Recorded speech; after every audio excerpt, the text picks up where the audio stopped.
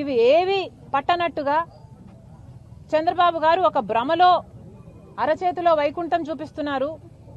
ఇప్పుడేమో అదనంగా ఇంకో 40,000 ఎకరాలను మళ్ళీ రాజధాని కావాలంటున్నారు. ఇది ఎక్కడి విడ్డూరం అంటున్నాం. చంద్రబాబు గారు ఏమైనా రియల్ ఎస్టేట్ వ్యాపారిగా మారారా?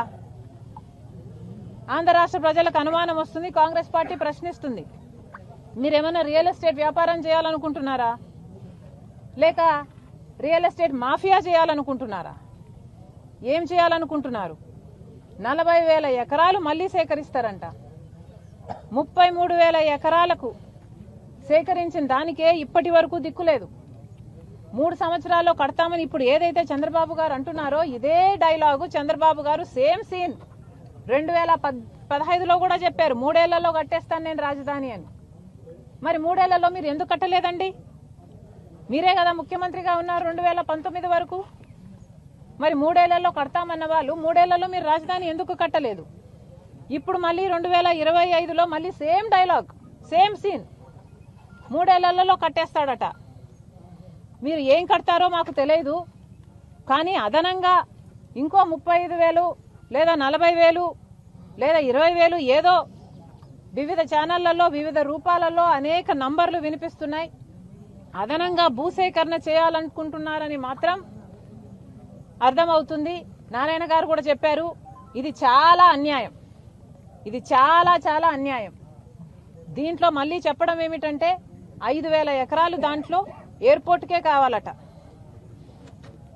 ఎయిర్పోర్టుకు దేనికి కావాలండి? ఆల్రెడీ గన్నవరం ఎయిర్పోర్ట్ మంది ఒకటి ఉంది, అది సిఆర్డీఏ కిందకే పరిధిలోకే వస్తుంది. మరి ఆ ఎయిర్పోర్ట్ని ఏం చేద్దాం అనుకుంటున్నారు?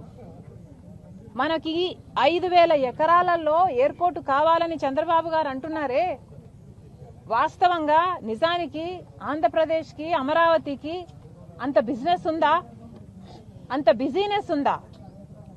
అంత బిజీనెస్ ఉందా? వాస్తవంగా అడుగుతున్నాం. ఒక్క ఇంటర్నేషనల్ ప్లేన్ అయినా ఇప్పుడున్న గన్నవరం ఎయిర్పోర్టుకు వస్తుందా? కనీసం ఒక మామూలు ప్లేన్ అయినా వస్తుందా? ఇప్పుడు వచ్చేవన్నీ ఏటీఆర్లే, చిన్న ప్లేన్లు, అవేవో బొమ్మ ప్లేన్లు ఉన్నట్టుంటాయి. అదేదో మనుషులు కూడా ప్లేన్లు, అసలు హ్యూమన్ రైట్స్ ప్రకారం మనుషులు కూర్చోకూడదు ఆ ప్లేన్లలో. కనీసం మనిషి కూర్చుంటే కాలు మీద కాలు వేసుకొని కూర్చోడానికి కూడా లేదు ఆ ప్లేన్లలో. అలాంటి ప్లేన్లు వస్తున్నాయి ఇప్పుడు. అలాంటి ప్లేన్లు వస్తున్న ఆ ఎయిర్పోర్ట్ ఎక్స్పాన్షన్ ప్లానే ఇంకా పెండింగ్ లో ఉంది. ఇన్నిసార్లు ఎయిర్పోర్ట్లకు తిరుగుతాము, కనీసం ఎయిర్పోర్ట్ లో ఆ ఎక్స్టెన్షన్ జరుగుతుంది, ఎక్స్పాన్షన్ జరుగుతుంది, ఏదైనా పని జరుగుతుందా? కొంచెం తలకాయలు కనిపిస్తాయా? ఎక్కడైనా హెల్మెట్లు పెట్టుకొని మనుషులు ఏమైనా పని చేస్తున్నట్టు కనిపిస్తారా అని ఎన్నిసార్లు ఎత్తుకుంటానో నేనైతే.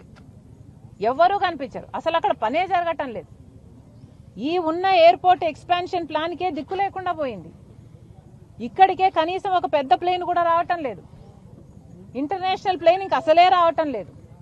మరి అలాంటి అప్పుడు ఇప్పుడు మనకు 5,000 ఎకరాలలో ఇంకొక ఎయిర్పోర్ట్ కడతారట. ఏదో పెద్ద అంత బిజీగా హైదరాబాదు, సికింద్రాబాదు మన రాజధానిలు అంతంత పెద్దగా అయినట్టు, ఆలు లేదు సూలు లేదు కొడుకు పేరు సోమలింగం అన్నట్టు. దేనికండి అని అడుగుతున్నాం. చంద్రబాబు కొంచెం భూమి మీద నడుస్తే బాగుంటుంది. ఆకాశంలో పయనిస్తున్నారు, అలాగే అరిచేతిలోనే అందరికీ 3D గ్రాఫిక్స్ వైకుంఠము చూపిస్తున్నారు. అది కాదు సార్, వాస్తవం కాదది. దయచేసి ఈ ఆలోచన మానుకోవాలి. ఈ అదనంగా ఏదైతే మీరు 35,000 ఎకరాలో లేక 40,000 ఎకరాలో సేకరించాలనుకుంటున్నారో దీనికి పూర్తిగా వ్యతిరేకం కాంగ్రెస్ పార్టీ. మేము దీనికి ముమ్మాటికి ససేమిరా వ్యతిరేకమని బహిరంగంగానే చెప్తున్నాము. ఎందుకంటే ఇంత అధ్వానమైన రిడిక్యులస్ ప్లాన్ ఇంకొకటి లేదు. పైగా చంద్రబాబు గారు చెప్తున్నారు ఇన్ని వేల ఎకరాలు ఎందుకు అంటే 5,000 ఎకరాలేమో ఎయిర్పోర్ట్ కట, ఇంకో 2,500 స్పోర్ట్స్ సిటీ అంట, ఇంకో 2,500